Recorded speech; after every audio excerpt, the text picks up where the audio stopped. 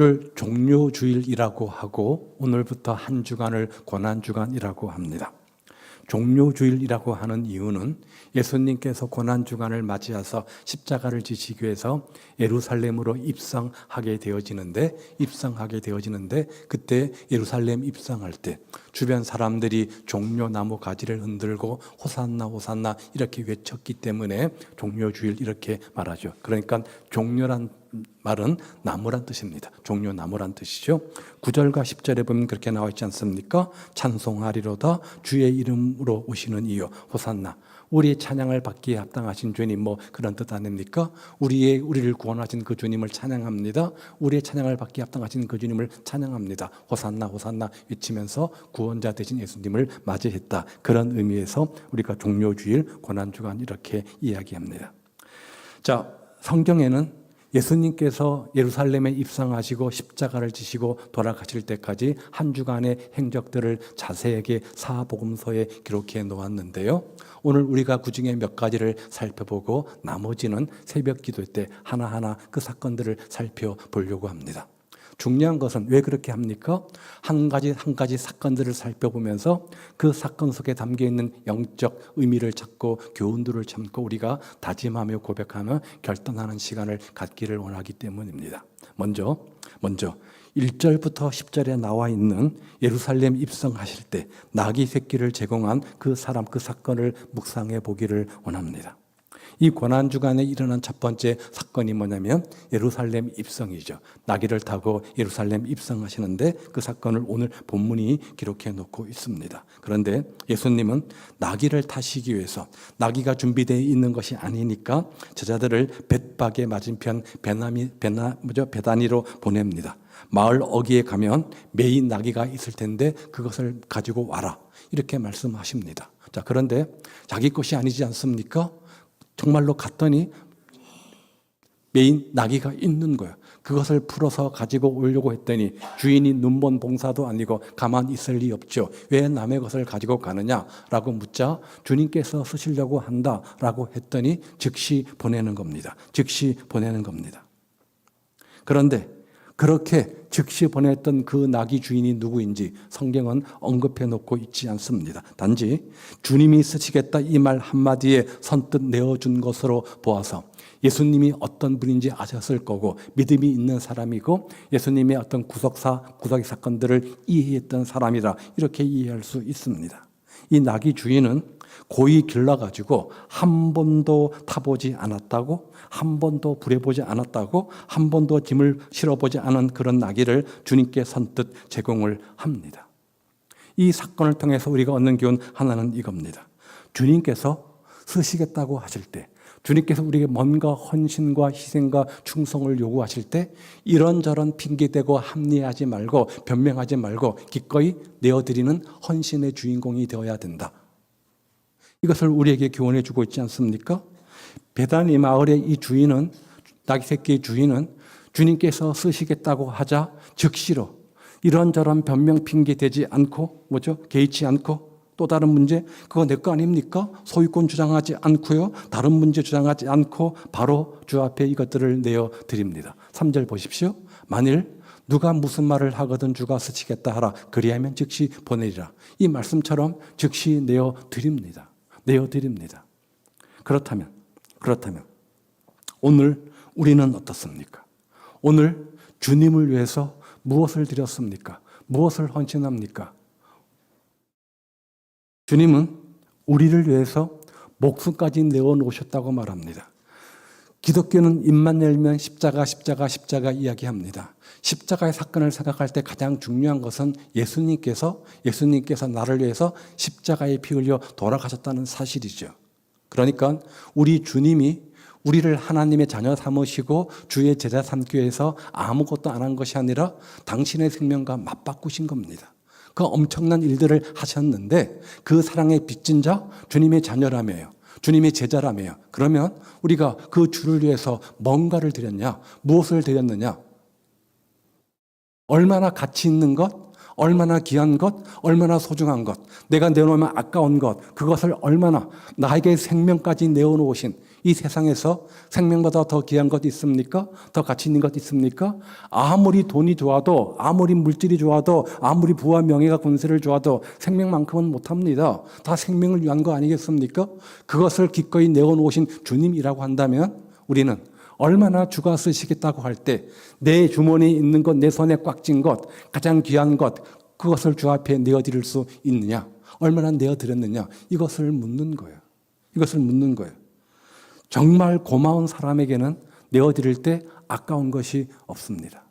정말 사랑하는 사람에게는 내어줄 때 아까운 것이 없습니다. 부모는 자식에게 무언가를 내어줄 때 계산하고 따지고 하지 않습니다. 그저 부모라는 이유 때문에, 자식이라는 이유 때문에 사랑하는 마음으로 모든 것을 기꺼이 내어주는 게 부모의 마음 아닙니까? 모성애라고 하지 않습니까? 당연히 사랑하는 마음이 크면 클수록, 당연히 감사하는 마음이 크면 클수록 기꺼이 재지 않고 내어드리게 되어져 있습니다.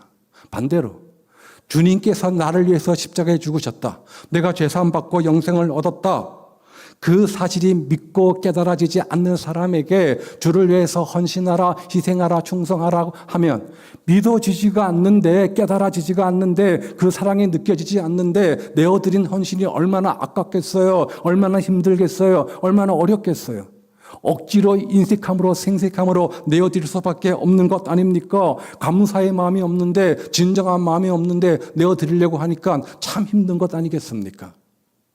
고난주간을 시작하면서 가장 중요한 것은 정말 십자가의 주님의 사랑의 은혜가 내 안에 만끽되어지는가, 내 안에 느껴지는가, 감흥이 있는가, 감동이 있는가, 먼저 이거 점검해 봐야 됩니다.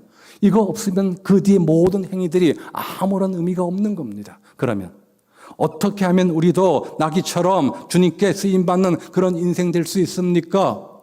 먼저 2절에 보면 우리는 정결해야 됩니다. 아직 아무도 타보지 않은 낙이, 아직 아무도 타보지 않은 낙이 이렇게 되어져 있습니다. 사람의 손때가 묻었다는 거예요, 안 묻었다는 거예요? 안 묻었다는 겁니다. 정결하고 거룩하다, 이것을 보여주고 있는 거죠. 오늘 우리가 주님께 쓰임받는 인생 되기 위해서 중요한 것은 거룩하고 정결하고 구별된 삶을 살아야 된다. 성도의 뜻이 뭐라고요? 구별되었다는 거죠. 내 안에 내 생각과 내 방법과 내 주장과 내 고집과 내 혈기로 가득 차게 되어지면 주님께서 그런 우리를 쓰실 수 있어요? 못 씁니다. 아무리 능력이 좋고 큰 그릇이라고 할지라도 우리는 주 앞에 쓰임받는 인생이 될 수 없는 거예요. 그래서 디모데후서 2장 21절에 보면 이렇게 말하잖아요. 그러므로 누구든지 이런 것에서 자기를 뭐라고요? 깨끗하게 하면, 정결하게 하면, 거룩하게 하면, 구별되게 하면 귀히 쓰는 그릇이 되어서 모든 선한 일에 예비함이 있다. 이렇게 말씀하고 있습니다. 주님께서 어떤 사람을 쓰신다고요? 서울대학교 나온 그런 사람들요? 재산이 한 100억씩 되는 사람이요? 키가 한 180 되는 사람요? 아닙니다. 정결하고 거룩하고 깨끗한 구별된 삶이라 이 말이에요. 여호수아서 3장 5절 말씀 하나 봅니다. 너희는 자신을 성결하게 하라. 정결하게 하라 그 말이죠. 깨끗하게 하라 그 말이죠. 구별되게 하라 그 말이죠. 그러면 내일 너희 가운데 기이한 일들을 행하실 거다. 어느 대목에서 나오는 말씀입니까? 요단강 도강을 앞두고 요단강 건너서 가나안 땅 들어가기 직전에 하나님께서 그 이스라엘 백성들에게 마지막 당부 권면하는 명령입니다. 자, 요단강 도강을 해서 가나안 땅에 들어가서 축복의 주인공 된 일이 이제 내일이면 됩니다. 그러면 요단강을 건너야 되는데 그들이 가장 궁금한 게 뭘까요? 어떻게 저 출렁거리는 요단강 아무런 문제 없이 위험 없이 잘 빠지지 않고 들어갈 수 있을까? 그 방법 아니겠습니까? 그들의 관심사는 요단강을 건너가야 되는데 모맥시기여서 출렁출렁 넘친다고 했어요. 가장 짧은 구간이 어딘가, 가장 낮은 구간이 어딘가 그거 살피면서 생각했겠죠. 그런데 주님은 엉뚱하게도 스스로 성결케 되라, 너희 자신을 성결케 하라, 엉뚱한 주문을 하십니다. 왜요? 하나님 나라에는 하나님은 사람을 쓰실 때 큰 그릇만 쓰는 것 아닙니다. 대단한 사람만 쓰는 것 아닙니다. 작은 그릇도 필요합니다. 대접만 있어야 됩니까? 종기도 있어야 되지 않겠습니까? 다 필요합니다. 그런데 못 쓰는 사람이 있습니다. 못 쓰는 인생이 있습니다. 어떤 거요? 그 안에 뭔가 들어있으면 그것을 비우지 않으면 그 그릇을 쓸 수 없잖아요. 그 그릇 안에, 그 인생 안에 내 생각과 내 방법과 내 경험과 내 논리와 내 혈기와 내 뜻과 내 것으로 가득 차 있으면 아무리 굉장한 사람이라고 해도 대단한 사람이라고 해도 쓸 수가 없는 거예요. 그래서 주님께서 쓰시기 위해서 뭐라고요? 스스로 성결케 하라, 자신을 비워라, 깨끗하게 하라, 내 마음의 생각들을 다 비워내고 내 마음 생각 속에 주님의 생각과 주님의 뜻과 방법이 가득 차도록 주님 쓰시기 합당한 그릇으로 예비하라. 그래서 성결하게 하라. 오늘 2절에 보면 한 번도 타보지 않은, 아무도 타보지 않은 스스로 성결된 구별된 삶을 살라, 이렇게 요구하는 거예요. 두 번째는 겸손해야 되죠. 겸손해야 되죠. 예수님은 하나님의 아들이시지만 인간의 몸으로 이 땅에 오셨습니다. 강림이라고 하죠. 내려왔다 강림 혹은 자기 비하라고 합니다. 하나님이신 예수님께서 인간의 몸으로 오실 때 왕으로 오신 것이 아니라 천한 몸으로 오셨고 말구유에 나셨기 때문에 자기 비하, 자기를 낮추었다, 그렇게 말합니다. 자, 이 사실만 보아도 예수님의 삶은 겸손한 삶이었습니다. 그리고 나귀를 타고 등장하시는데 겸손한 척 하려고 한 것이 아니라 예수님의 성품, 인격, 삶 자체가 뭡니까? 겸손이었습니다. 우리는 누구예요? 주님의 제자입니다. 우리는 주님의 자녀입니다. 자식은 누구를 닮아요? 부모를 닮죠. 요즘 저희 손자 사진을 가끔 저에게 보내주는데 저랑 똑같아요. 그러니까 저 아들, 손자, 3세대가 얼굴이 똑같은 거예요. 당연한 거죠. 자식은 부모를 닮는 거예요. 자식은 부모를 닮는 거예요. 그러면 우리는 누구의 자녀라고요? 예수님의 자녀래요. 예수님의 제자래요. 제자는 누구를 닮습니까? 스승을 닮잖아요. 선생님을 닮잖아요. 그러면 우리는 누구를 닮아야 돼요? 예수님을 닮아야 돼요. 예수님의 뭐를 닮아야 돼요? 예수님의 얼굴을 닮아야 돼요? 예수님의 삶, 성격, 성품, 인격, 그 삶을 담는 거잖아요. 담는 거잖아요. 주님의 삶은 뭐라고요? 겸손이래요. 겸손이래요. 보십시오. 마태복음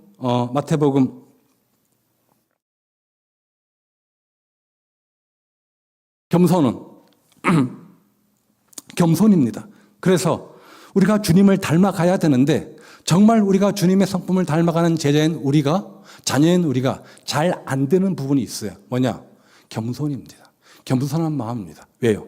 우리 인간의 본성은 높아지고 싶고 자기를 드러내고 싶고 자랑하고 싶은 본성이 있어요, 없어요? 있습니다. 내가 뭔가 하나 해내보십시오. 뭔가 우쭐한 거 하나 있어 보십시오. 나도 모르게 어깨가 힘이 들어가고 입이 근질근질하지 않습니까? 그거 말하고 싶어서, 그거 알리고 싶어서, 그거 자랑하고 싶어서. 이번에 우리 아들 서울대 갔다? 이번에 우리 아들 어디 됐다? 이번에 뭐 했다?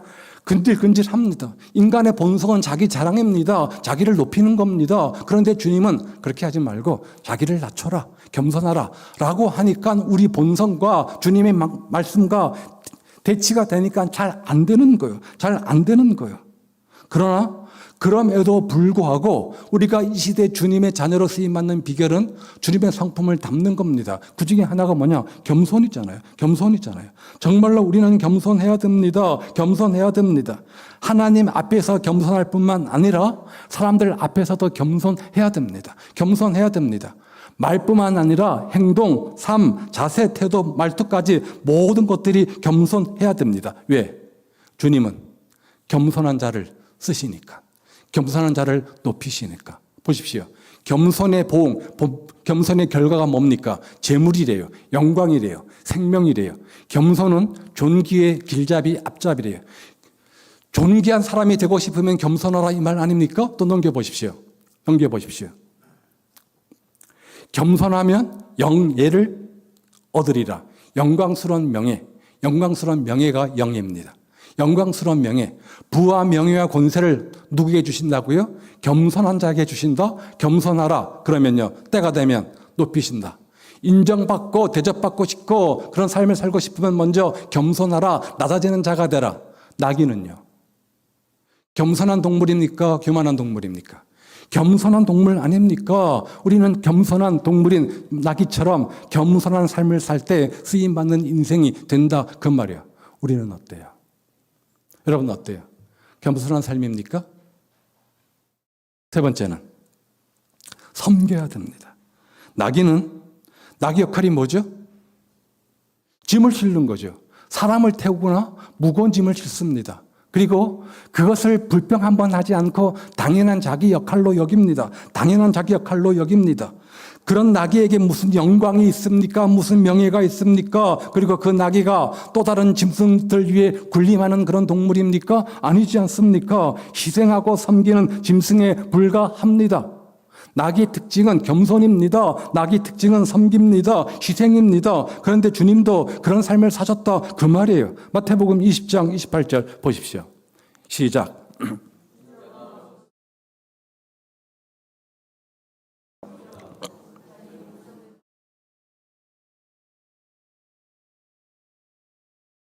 섬기려 하고 자기 목숨을 많은 사람의 대속물로 주려 함이니라. 주님의 삶의 목적이 이거였다고 한다면 우리는 그 주를 따르는 사람으로서 이런 삶을 사는 것, 섬기는 삶을 사는 것 당연한 것 아니겠습니까? 당연한 것 아니겠습니까? 우리도 주님처럼 섬기는 자세를 갖고 있어야 된다, 그 말이죠. 섬기려면 희생, 섬기려면 헌신, 섬김의 자세 필요한 것 아닙니까? 그러면 주님께서 쓰임받는 인생 된다, 합당한 그릇 된다, 이 말 아닙니까? 오늘 예루살렘 입성하면서 나귀를 타셨던 그 주님의 사건을 통해서 우리는 나귀처럼 쓰임받기 위해서 우리도 이 세상과 구별된 거룩하고 깨끗한 성결한 삶을 살아야 된다. 늘 주 앞에 겸손과 섬김의 삶이 된다. 이 사실을 교훈받게 되어집니다. 여러분, 주님이 오늘 오십니다. 저 예루살렘에 입성하셨던 것처럼 내 마음에 우리 가정과 공동체, 이 나라 이 민족 속에 임성하십니다. 이 시간 그 주님을 우리 마음속에 마음과 뜻과 정성을 다해서 웰컴, 할렐루야, 그 주님을 맞이하시기를 바랍니다. 그리고 늘 정결하고 늘 겸손하고 늘 섬기는 삶을 살아서 오늘 이 나귀 새끼처럼 주 앞에 인정받고 쓰임받는, 내가 특별한 어떤 스펙, 자격, 능력이 있어서가 아니라 이런 삶의 특징을 통해서 하나님께 쓰임받는 저와 여러분 되시기를 우리 주님의 이름으로 축복을 드립니다. 그런 다음 두 번째 사건, 주님께서 그렇게 예루살렘 입성하시고 곧바로 어디로 가시냐면 성전으로 가십니다. 성전에 가서 성전 청결 사건을 벌이는데 갔더니 성전 안에 비둘기 팔고 양 팔고 소 팔고 아주 엉망 개판으로 해놓은 거예요. 주님께서 열받아가지고 다 뒤집어 엎으시고 막 난리 법석을 치지 않습니까? 이 사건을 통해서 주님께서 뭐라고 말씀하시냐면 이 성전을 헐어버려라. 이 성전 쓸데없다. 헐어버려라. 이렇게 강력한 어조로 말씀하십니다. 그 말의 의미가 뭐예요? 정말로 이 성전을 헐라는 말이에요? 외형적인 그런 거, 쓸데없는 형식적인 그 신앙의 모습을 보면서 주님께서 책망하시는 것 아닙니까? 형식적인 신앙의 모습을 헐어버리라, 이 말입니다. 예수님께서는 주의 성전을 사모함 없이 의미 없이 들락날락 하는 거, 그거 형식에 불과한 거다, 헐어버려야 될 것이다, 이렇게 강조하시는 거예요. 이사야서 1장 12절에 봐도 너희가 내 앞에 보이러 오니 그것을 누가 너희에게 요구하였느냐? 내 마당만 밟을 뿐이라.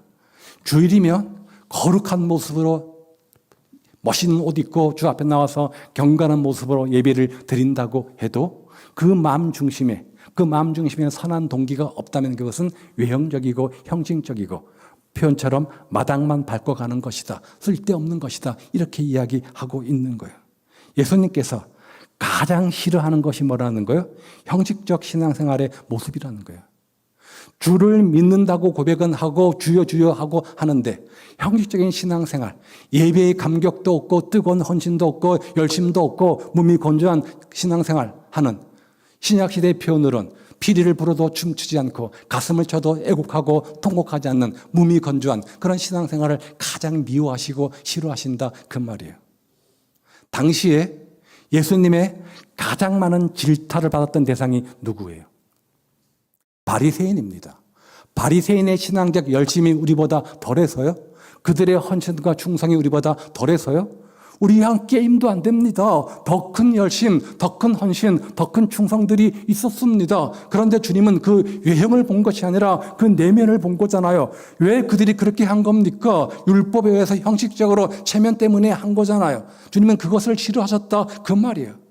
한 번의 기도를 드리고 한 번의 예배를 드리고 단 한 번의 헌신 충성을 하더라도 마음과 뜻과 정성을 다해서 내 마음이 실린 그런 마음 중심의 헌신 예배를 기뻐하시는데 외형적인 체면 때문에 하는 그 모습을 주님께서 싫어하시고 그런 신앙생활 헐어버려 필요 없어 이렇게 말씀하시는 거예요. 그렇다면 여러분 오늘 어떤 마음으로 주 앞에 나오셨습니까?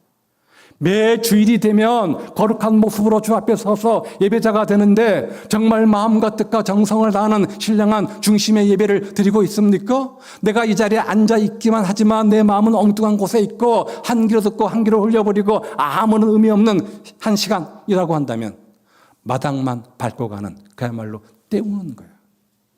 주님은 이런 형식적 신앙생활을 얼마나 싫어하는지 몰라요. 고난주간 한 주간을 보내면서 혹시 나에게 이런 형식적 신앙, 습관적 믿음이 있다고 한다면 모두 청산해버리고 그것들을 보기 좋게 허물어버려서 다시금 주님의 터위에 새롭게 신앙을 세우는 저와 여러분 되시기를. 그래서 단 한 번의 예배를 드려도 마음과 뜻과 신령과 진정한 거룩한 산제사의 예배의 주인공, 하나님의 임재를 경험하는 그런 예배의 주인공들 되시기를 우리 주님의 이름으로 축복을 드립니다. 세 번째 생각해 볼 사건은 마리아가 옥합을 깨뜨리는 사건입니다. 마리아가 옥합을 깨뜨리는 사건입니다. 마가복음 14장에 나와 있는데요. 베다니 문둥이 시몬의 집에서 예수님께서 식사하실 때 마리아라고 하는 한 여인이 등장을 합니다. 성경에 마리아라는 여인이 여러 명이 있습니다. 흔히 알고 있는 나사로가 죽어 살아난 사람이죠. 마리아 나사로의 누이이기도 하고 또 다른 사람도 등장하는데 누구인지 정확히는 모르겠습니다. 여하튼 간에 죄 많은 여인이라고 했어요. 이 마리아가 등장해서 자기가 애지중지하던 고이 두었던 옥합 향유를 깨트려서 기름이죠. 깨트려서 주님의 발과 머리를 합니다. 이런 마리아의 헌신이 가치 있고 늘 소개되어지는 이유는 옥합을 깨트린 향유 옥합을 깨트린 것이 엄청 비싼 거기 때문에이기도 하겠지만 그렇게 했던 그 중심의 동기 뭘까요? 사랑이라는 거죠. 주님을 사랑했기 때문에 모든 것을 기꺼이 아낌없이 내어드리는 그 사랑의 헌신 그것을 귀하고 가치 있게 주님은 보신 거예요. 따라서 향유 옥합 사건을 통해서 우리는 두 가지를 교훈받습니다. 하나는 내가 정말 주님을 사랑한다면 최고의 것을 주님께 내어드려야 된다. 누구처럼? 마리아처럼. 사랑은 계산하지 않습니다. 사랑은 따지지 않습니다. 사랑은 아까워하지 않습니다. 사랑은 다 주는 것. 사랑은 다 주는 것. 사랑은 다 주는 겁니다. 주는 순간 따지고 계산하고 하면 아까워하면 진정한 사랑이라고 말할 수 없어요. 여기 옥합을 깨뜨렸다고 했는데요. 이 가룟 유다의 계산대로 한다면 300데나리온입니다. 300데나리온은 한 데나리온이 하루의 노동 품삯입니다. 그러니까 300데나리온은 1년치 노동자의 품삯입니다. 요즘 하루 노동, 노가다라고 하죠. 노동을 하면 얼마 받는지 잘 모르겠지만 적어도 수천만 원 되는 그런 돈입니다. 작은 돈 아니죠. 큰 돈입니다. 왜 그랬을까요? 사랑하니까 가장 귀한 것, 가장 가치 있는 것, 가장 소중한 것, 가장 최고의 것을 기꺼이 아낌없이 내어 드리는 거예요. 주님이 나를 위해서 생명까지 내어놓으셨다. 나는 그 사랑에 빚진 자다. 그 마음의 확신이 크면 주를 위해서 내어드림이 아까울 수 없다는 거예요. 아까울 수 없다는 거예요. 또 하나는 사랑하는 마음이 있으니까 최고의 것을 드리는데 언제요? 최우선으로 드리는 거예요. 나중에 다음번에가 아니라 지금 당장 주님께서 원하실 때 필요하다고 하실 때 기꺼이 내어드리는 최우선의 헌신이 그 안에 있었다 그 말이죠. 그렇다면 우리 주님 사랑하죠. 주님 사랑하죠. 사랑은 다 주는 거라며요. 사랑은 베푸는 거라며. 사랑은 나누는 거라며. 주님은 사랑한다고 입술은 고백하는데 그 사랑의 주님을 위해서 어떤 것을 내어드렸습니까? 내어드린 것은 얼마나 최고의 것이고 최우선적으로 귀하고 가치 있는 것입니까? 이번 한 주간, 고난 주간을 통해서 옥합을 깨뜨린 그 마리아의 헌신, 그것을 기억하고 본받는 그런 결단이 우리 가운데 있기를 원합니다. 주가 원하시면 최고의 것이라도 최우선적으로 내어드리는 그런 헌신의 주인공 될 때 그 헌신을 보시고 주님께서 그 헌신 위에 30배, 60배, 100배의 축복으로 더하여 주시는 거예요. 네 번째는 겟세마네 동산에서 기도하셨던 주님의 모습을 떠올려 봅니다. 자, 겟세마네 동산, 겟세마네 뜻은 기름 짜는 뜻, 기름 짜는 틀, 그런 뜻을 가지고 있습니다.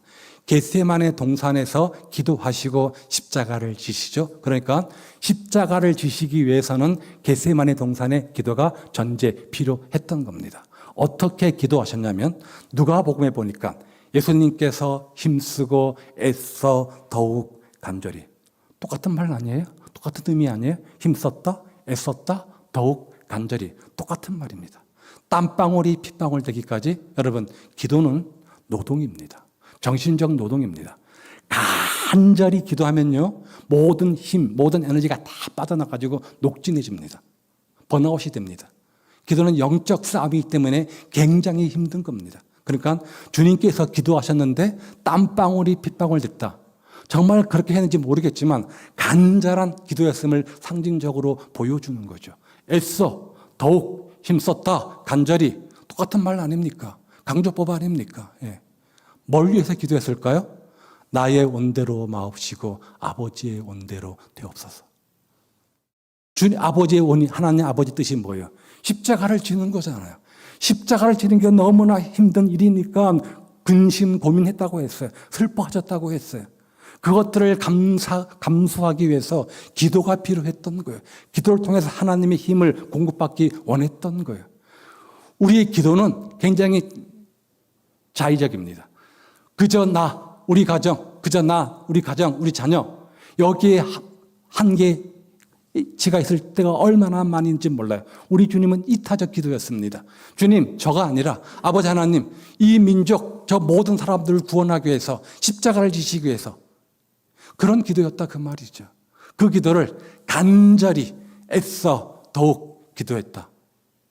이번 한 주 동안 새벽을 깨우며 어떤 삶의 문제든 그 문제 가지고 나와서 땀방울이 빗방울 될 만큼 힘쓰고 애써 더욱 간절히 기도하는 주의 뜻을 찾고 묻고 얻는 그런 시간들 되시기를 주의 이름으로 축복을 드립니다. 기도는 심는 거라고 했죠. 심으면 때가 되면 열매가 맺힐 거 아닙니까? 여러분 기도 응답 바랍니까? 기도 응답 원하세요? 간단해요. 뭐 하면 돼요? 하면 돼요. 기도하면 돼요. 어떤 기도는 당장 오는 경우도 있고 응답이 그렇지 않은 경우도 있습니다. 봄에 씨앗을 뿌렸으면 당연히 열매 맺혀야 맺혀요. 정상적 씨앗이면 열매가 맺힙니다. 언제요? 가을에.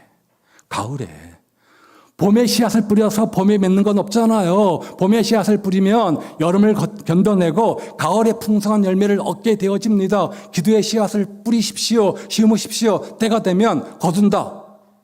때가 되면 거둡니다. 이게 심고 거둠의 법칙 아닙니까? 세상에 공짜가 없는 것처럼 눈물로 기도를 심으십시오. 눈물로 예배를 심으십시오. 눈물로 헌신과 충성과 봉사를 심으십시오. 때가 되면 하나님의 때에 하나님의 방법으로 거두게 하신다. 그러니까 낙심하지 마. 지난주 설교 말씀이잖아요. 이번 한 주 동안 힘쓰고 애써 더욱 간절히 여러분의 삶의 문제, 태산 같은 홍해 같은 삶의 문제를 끌어안고 간절히 기도해서 평지가 되는 그런 기적의 주인공들 되시기 바랍니다. 믿고 심으십시오. 그러면 때가 되면 당장 열매를 주실 것 아닙니까? 또 하나 마지막 주님께서 겟세마네 동산의 기도를 마치시고 십자가를 지러 가시면서 제자들에게 마지막 당부, 마지막 권면 뭡니까? 시험에 들지 않도록 깨어 기도하라. 이게 왜 중요할까요? 이들에게 시험이 있었던 것처럼 우리 인생엔 시험 없습니까? 있습니다. 당장 고난주간을 앞두고 있으니까 굉장히 예민해지고 이런저런 시험거리가 막 찾아오지 않습니까? 저는 그래요. 막 예민해지고요. 성격이 막 날카로워지고 막 시험거리가 막 찾아옵니다. 사단이 흔들어댑니다. 그런 시험들이 있습니다. 우리 인생길을 걸어가다 보면 예수 믿는 사람들도 이런저런 다양한 삶의 문제, 시험을 만나게 됩니다. 야고보서 1장 2절. 야고보서는 여러 가지 시험이라고 했어요. 한 가지 시험이래요? 여러 가지 형형 색깔의 시험이 있다 그 말이죠. 어떤 시험이 있어요? 물질의 시험이 있는가 하면요. 자녀의 시험도 있고요. 생업의 시험도 있고 학교에서 시험도 있고 건강의 문제도 있고 인간관계의 문제도 있고 다양한 문제가 시험거리가 돼서 우리를 흔들어 댈 때가 얼마나 많이 있는지 몰라요. 그때 해결책이 뭐예요? 기도라는 거예요. 기도라는 거예요. 기도하지 않고는 해결될 수 없다. 그렇다면 어떻게 해야 돼요? 시험에 들지 않게 깨어 기도하라. 이 말은 시험에 깨어 기도하지 않으면 시험에 든다는 거잖아요. 시험에 든다는 거잖아요. 그렇다면 여러분 얼마나 깨어 기도하십니까? 시험이 오지 않도록 하기 위해서, 시험에 들지 않도록 하기 위해서 시험거리는 늘 우리에게 비일비재하게 옵니다. 비일비재하게 옵니다. 시험이 안 올 수는 없어요. 시험 오는 것하고 시험 드는 건 다른 거잖아요. 시험이 왔을 때 믿음으로 이기는 비결은 뭡니까? 기도하며 예수의 이름으로 물리치는 겁니다. 그런데 우리는 기도하지 않으므로 사단의 도구가 되어서 시험거리에 빠져가지고 주님 마음 아프게 하고 교회 마음 아프게 하고 성도 마음 아프게 할 때가 얼마나 많이 있는지 몰라요. 그러면서 기도하지 않으니까 영적 통찰력 분별력이 없어서 내가 지금 시험 들어서 사단의 도구로 있는 것도 몰라. 내가 뭐 문제인데? 이러면 됐지? 자신을 몰라. 이게 우리의 문제 아닙니까? 하나님이신 예수님, 기도 필요 없는 분입니다. 이 세상을 살아갈 동안 기도가 필요 없는 분, 누굽니까? 예수님입니다. 그런데 그 예수님도 인간의 몸으로 이 땅에 오신 다음 공생의 사명 감당하기 위해서 땀방울이 핏방울 되도록 힘써 더욱 애써 기도했고 날마다 새명미명에 기도했다. 그래야 그 사명 감당하니까. 그렇다면 시험 많은 세상, 우리가 시험 들지 않기 위해서 얼마나 깨어 기도해야 됩니까? 얼마나 깨어 기도해야 됩니까? 영적 냉랭함을 물리치고 예수의 이름으로 날마다 영적 재무장 해야 되는데 우리가 기도의 냉랭의 잠에 빠졌을 때가 얼마나 많이 있는지 몰라요. 그러면 그 결과 뭐예요? 실패죠. 제자들 보십시오. 주님께서 십자가를 지러 가시면서 마지막 한 가지 부탁하는데 제발 시험에 들지 않도록 깨어 기도하라. 했어요? 안 했어요? 못했잖아요. 그 결과가 뭐예요? 제가 주님을 위해서는 목숨까지 내어놓겠습니다. 큰 소리 뻥뻥 치던 베드로 어떻게 했어요? 나 저 사람 몰라요. 아유, 저 사람 저주합니다. 3번씩이나 예수님 눈 마주치면서 예수님 앞에서 부인하지 않았습니까? 평생 주를 따를 것 같은 그 제자들 주님께서 십자가에 달리시자 어떻게 했어요? 다 혼비백산해서 다 도망가 버렸잖아요. 다 도망가 버렸잖아요. 실패한 인생이었습니다. 뭐 때문에? 기도에 깨어 기도하지 못했기 때문에 그래요. 3년 동안 주님께서 이 제자를 데리고 다니면서 제자 훈련하면서 믿음 키워놨더니 마지막 순간 영적 깨어있지 못한 그게 얼마나 큰 결과인지 다 주님 배반해버렸잖아요. 다 배신자가 되어버렸잖아요. 우리는요. 3년 동안 함께했던 제자들도 그런 결과를 가져왔다고 한다면 우리가 영적 재무장, 재각성하고 깨어있지 못하면 결과는 뻔한 거예요. 뻔한 거예요. 직접 눈으로 보고 체험했던 제자들도 나 몰라라 도망가 버렸는데 배신자가 돼버렸는데 주님 팔아먹었는데 우리는요 더하면 더하지 덜할 수 없어요. 그러니까 이번 한 주 동안 깨어 기도하는 한 주가 되시기 바랍니다. 무뎠던 영적 통찰력을 새롭게 하는 한 주가 되시기 바랍니다. 영의 눈이 열리고 영의 입이 열리고 범사의 축복의 문이 활짝 열리는 에바다의 축복의 주인공들 되시기를 우리 주님의 이름으로 축복을 드립니다. 고난주간 시작합니다. 마음과 뜻과 정성을 다해서 우리 마음속에 입성하시는 그 주님을 맞아 드리십시오. 그리고 혹시 내가 형식적인 습관적인 신앙생활을 하고 있지는 않는지 내 자신을 반추 비추어 보고 그것들을 보기 좋게 예수 이름으로 허물어 버리는 결단이 우리 가운데 있었으면 좋겠고, 마리아의 헌신을 본받아 최고의 것을 최우선으로 기꺼이 주를 위해서 아끼지 않고 내어드리는 헌신의 주인공 되었으면 좋겠고, 간절히 애써 한 주 동안 새벽을 깨우며 기도함을 통해서 영적으로 깨어 각성하는 그런 기도의 주인공들. 제 고향 원주에 가면 가나안 농군학교가 있습니다. 거기에 창립자가 김용기 장로님이죠. 이분이 1960, 70년대 동산에 기도구를 만들어 놓고 그 동산 입구에 기도하라, 조국이여 안심하라, 기도하는 데가 있다, 이런 팻말을 걸어놓고 날마다 기도하셨어요. 그리고 그 가나안 농군학교 오는 모든 사람들에게 반드시 필수적으로 가서 기도하도록 그렇게 합니다. 그런 우리의 선조들의 눈물의 기도가 오늘날 이 한국을 만들어낸 거고 한국교회를 만들어냈다고 저는 믿습니다. 오늘 우리가 다시 깨어 기도하면 이 나라 이 민족 한국교회 다시 영적 부흥 안 될 거 없잖아요. 안 될 것 없잖아요. 세계나 우뚝 선 그런 민족 나라 안 될 거 없잖아요. 누구 때문에요? 대통령 때문에? 정치자 때문에? 어떤 군사력이? 아닙니다. 우리 주님이 우리의 대장 되셔서 우리의 간절한 기도를 들으시고 우리의 무릎에 파수꾼 기도의 중보를 통해서 이 나라 임적이 회복되어지고 우리 교회가 회복되어지고 이 가정이 회복되어지고 여러분 인생 회복되어지는 그런 축복의 주인공들 되시기를 우리 주님의 이름으로 축복을 드립니다. 그래서 고난주간 이후 우리 모두가 잘되는 인생, 주 안에서 잘되는 가정, 범사에 복받는 그런 교회 될 수 있기를 주의 이름으로 축복을 드립니다. 그리고 목요일 날 주님께서 도중에 성만찬을 하시고 그것들을 기념하라 이렇게 말씀하셨습니다.